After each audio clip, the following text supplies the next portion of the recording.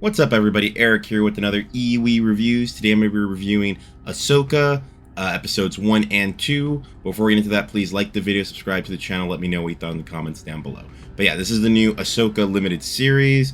As far as I know, it's only going to have one season, but who knows if it's good, maybe we'll get a second one. So yeah, let's go on to the information about this episode. This is a review for the first 2 episodes. I will start off spoiler-free. I'll give you guys a warning, and then I'll go into a spoiler section. But the first episode is titled Master and Apprentice. The second episode is titled Toil and Trouble. The release date of both episodes is August 22nd, 2023. The cast includes Rosario Dawson, Natasha Lee Bordizzo, Mary Elizabeth Winstead, Ray Stevenson, Ivana Sacno, Diana Lee Inosanto. Those are the main cast for right now. I think David Tennant's also in it. I think he plays a droid. We're eventually going to get more cast members, but we'll get there when we eventually get there. Now, the first episode has a runtime of 55 minutes. The second episode has a runtime of 43 minutes. My one concern right now, and just talking about the length, is I don't want to repeat a Secret Invasion where the first 2 are extremely longer than the rest of them. I'm kind of hoping that the first one was a little bit longer because they need to do a lot of backstory, because this is basically a continuation of Rebels. And I'm hoping that most episodes are like the same length as the second one, like around 43, 42 minutes. I don't want them to jump down to 30 minutes because that really hurt Mandalorian Season 3 in my opinion. So, the basic plot of this show is Ahsoka Tano has found a map that could lead to the location of Grand Admiral Thrawn and Ezra Bridger, both who disappeared at the end of Star Wars Rebels. Ahsoka wishes to make sure that Thrawn does not come back because he would take the power that was left behind. There's a vacuum left because of Palpatine dying. Remember, he comes back technically in the sequel, but whatever. So the whole point is we don't want another war to start. That's basically what Ahsoka's trying to do. However, if there's a chance to get Ezra back, I think she wants to take that too. And that's where Sabine comes in. Sabine is going to join her because Sabine's able to figure out how the map works, and she can... she also cares about finding Ezra. However, there are other people such as Morgan Elsbeth who want to find Thrawn so they can start another war. They want to have the power. They do not like the New Republic having power over the galaxy right now. So yeah, that's the basic plot of the show right now. First, let's move into my spoiler-free thoughts. So I love that the show already comes in and there's a direction that you feel is going to be part of it. It does feel like... I don't think it's going to take too long to find Ezra and Thrawn. I want to say I would assume that the latest that they find them is episode 4. I think there's only like 8 episodes, but I could see things happening afterwards. But it's like the whole point of the show feels like making sure Thrawn does not come back into power. So even if they find them early, it's like I'm not sure if that necessarily means always going to grab in the power. So that's a cool thing about the show. And since I watched Rebels, it was cool seeing a lot of these people in live action, a lot of these characters. Like Mary Elizabeth Winstead, it's like, oh, that's Obi-Wan's wife. I forget the name of the actor. Oh, man, I'm going to hate myself right now because I can't remember his name. Ewan McGregor, that's his wife, so it's cool that they both have live action stuff in Star Wars. And it was really cool to see a lot of these characters, like seeing Sabine in live action. We've already seen Ahsoka, but we also saw like an... actually, I won't say it right now. But yeah, it's cool that we've seen most of them except Kanan, but I mean, Kanan died in the show. Sorry about the spoiler for you, but we probably won't see him. Maybe we'll see him in like a Force Ghost or something like that, who knows. But the action sequences of the show were actually really cool. This is actually something I was like, oh, this is really cool. I actually like the way that it was done here compared to some of the things in Mandalorian Season 3 and Andor. So it was cool seeing like this felt like actual classic Star Wars. So I was awesome with that. There is some retconning that I will say right now, I'm not sure if I liked or disliked, but it didn't ruin the experience for what this is. And like Mandalorian, it was cool seeing a lot of these worlds, and it was cool seeing how the people, well, I'm not sure if it's cool, but it's like, it's interesting to see how people are now affected by now the New Republic being in control instead of the Empire. So that was something really cool. And I like what I'm seeing so far. I feel like this has the ability to be a really good show and take Star Wars back to where it should be. Not saying, for me, Andor did a good job. Mandalorian Season 3, I think, took the wrong step, so I'm hoping this kind of course corrects things. So that was really cool. So let's move on to my score for right now. So I'm giving episodes 1 and 2 combined, I'm giving them a 7 out of 10. I thought it was really good, and I do see, like, okay, it's there. However, I gotta say, like, I'm gonna say right now, same thing I said with Secret Invasion. The bones are there, but now I gotta see what they're gonna do with it. So I'm hoping this goes in the right direction and not like a flat direction like Secret Invasion. And I know it's Marvel versus Star Wars and stuff like that. However, it's still parent company Disney, and like they can screw things up. Let's not forget the sequel trilogy was a mess up completely. So do I recommend you go watch this? I definitely recommend you go watch this if you're a Star Wars fan. I think this is something that Star Wars fans are really going to enjoy. I would say if you're like, oh, but I didn't watch Rebels, maybe just watch like a recap video of how it ended. It might tell you enough, honestly. The show gives you enough where you get what's going on, in my opinion.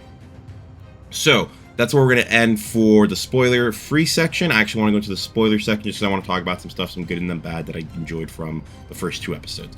So this is your warning.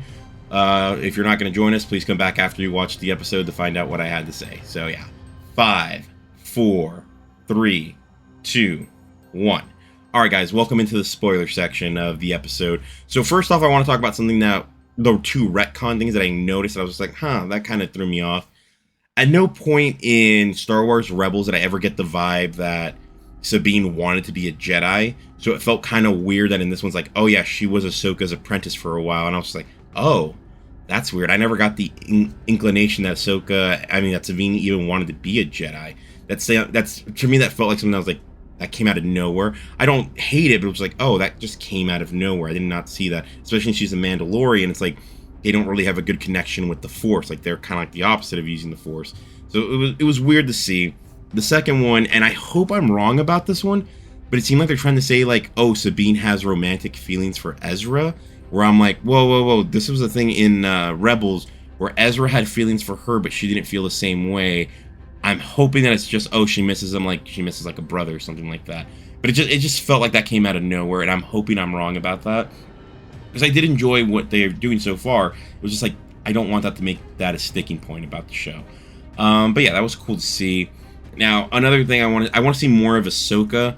Right now, they're kind of focusing on her relationship with Sabine, and I kind of want to see more of how she's working as a Jedi. Well, there's no order, but like what she's doing with the New Republic.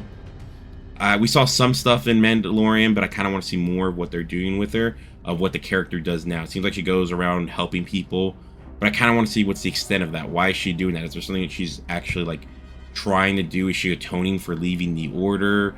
I don't know. And Ahsoka's a really cool character, so I just want to see what they do with her. She's probably, at the time that Disney's had, she came out right before Disney got it, but like, that's probably one of the few characters I think that has gotten a lot of respect since the Clone Wars series happened. I feel like Ahsoka's become a staple of Star Wars, similar to like Harley Quinn, how because of the Batman animated series, Harley Quinn's now a staple of the Batman franchise, and even DC. I feel like Ahsoka's the same way for Star Wars. So it's really cool to see this character.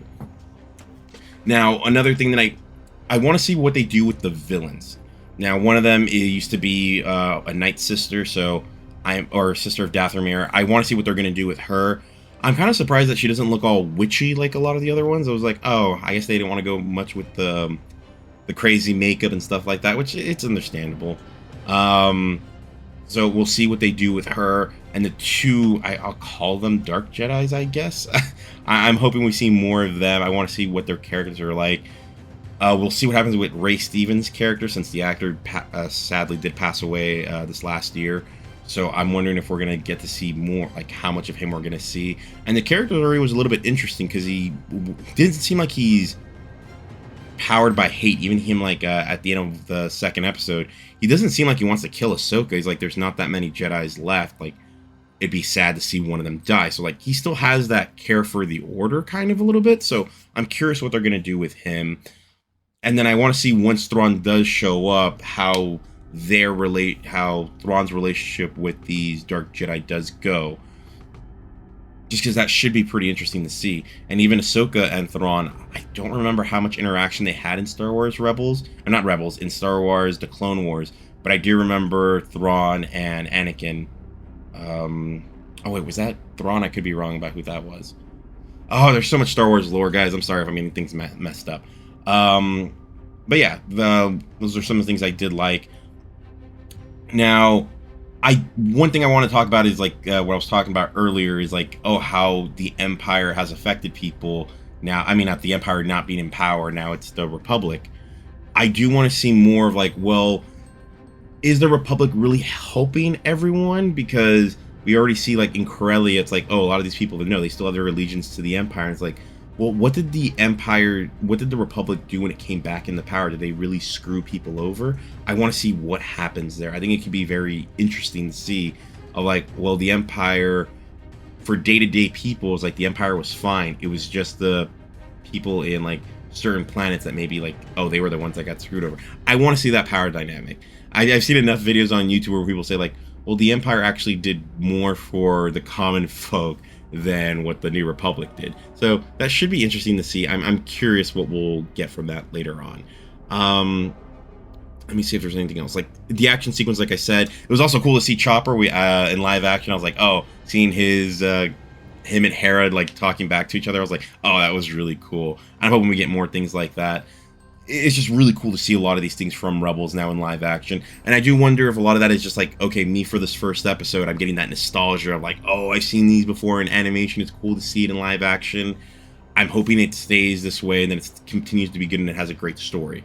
I'm trying to think if I have more that I want to talk about in this episode, but I don't think I have too much, guys. I kind of just wanted to get this episode out, and my voice is still not 100% since I lost my voice earlier in the week, so I'm hoping to get some of these reviews out, and I want to be constant with this.